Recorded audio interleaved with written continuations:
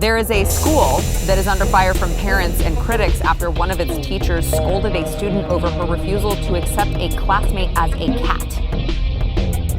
Hundreds of Muslim parents showed up to Calgary City Hall today to take part in a style of protest that is spreading like wildfire.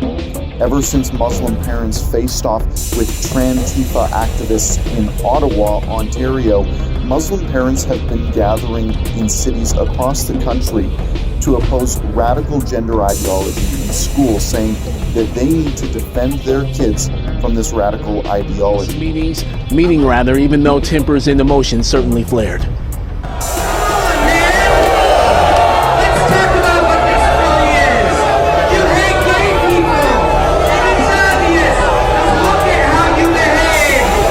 Moments and heated exchanges at Dearborn School Board meeting Thursday night as parents, residents, and community stakeholders sounded off on LGBTQ books in the district's library system. This book here, it's called It's Perfectly Normal. I'll read some of this for you. It says, after a bit, a person's becomes moist and slippery, and the clitoris becomes hard. After a bit, a person's becomes erect, stiff, and larger.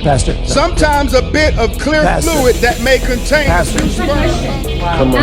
what is it about a grown man, and I honestly, sincerely, as a woman, mean this, what is it about a grown man costumed in a sparkly bra with augmented boobs busting out, a leather miniskirt barely covering his twerking tuck tape on his front while spreading his fish-netted legs as he writhes on the ground, grinding his groin next to a minor, family-friendly. You owe us an answer.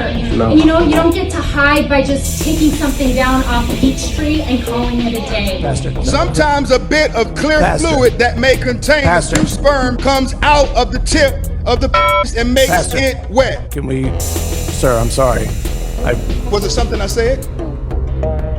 If you don't want to hear it in a school board meeting, why should children be able to check it out of the school system? We have perverts that are perverting our kids. According to a new report, a young female student was allegedly raped by a trans female, which we know is a biological male, in what is called a trans-inclusive bathroom at her New Mexico middle school. One in her diary saying, I was raped, effing kill me. A sixth grader at the time of the alleged attack, this is at Ask how she was raped by this biological male that was older than her. But again, you have access to the same bathroom, you have access to the same locker rooms, the same changing rooms, and the male student entered the girl's restroom, attacked her, pinned her down, and forcibly raped her. Meanwhile, back on Earth. So let's do a quick poll in the comment section. Let's just do a quick poll, and I'm so serious. Which of you is going to take the chance to leave your kid, just the little ones in your lives, okay? Any one of them, or your kids, whatever. Which one of you is going to take the chance to leave your child around someone who has not acted upon their urges, but just has those fantasies and possibly masturbates to the thought of a child? Which one of you? You stood up here and said trans women are women. Yes. Tell me what you mean. What is a woman? Womanhood is something that, just as Ethan explained, I cannot define because I am not myself. You used the word, so what did you mean when you said trans women are women if you don't know what it means? Right? So here's the thing. So I do not define what a woman is because I do not identify as a woman. Womanhood is something that is an umbrella term. It includes people that describes what? People who identify as a woman. Meanwhile, Trans women should be legally treated as women. Tell me why you're strongly disagreeing. Because I'm a molecular geneticist.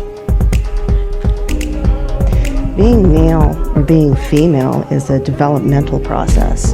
You can't go backwards. Being male or being female is a developmental process. You can't go backwards. Okay. So you can't change your sex. Like, you cannot do that. And the truth is that currently in California prisons in other parts of the country, women are getting impregnated by other women. And I believe it was The Hague. You cannot house female prisoners with male prisoners because they get raped. And that's happening today. And it's not in the news. It's not in the common news. but I know about it. I don't know if you all remember several years ago, because, we're always talking about terminology and people watering down or trying to sanitize certain evil acts. But several years ago, the Catholic Church was under fire for some child abuse. I think that was well documented all over the world. But you had some Catholic bishops in the United States calling them boundary violations. We're going to call these boundary violations. Boundary violations?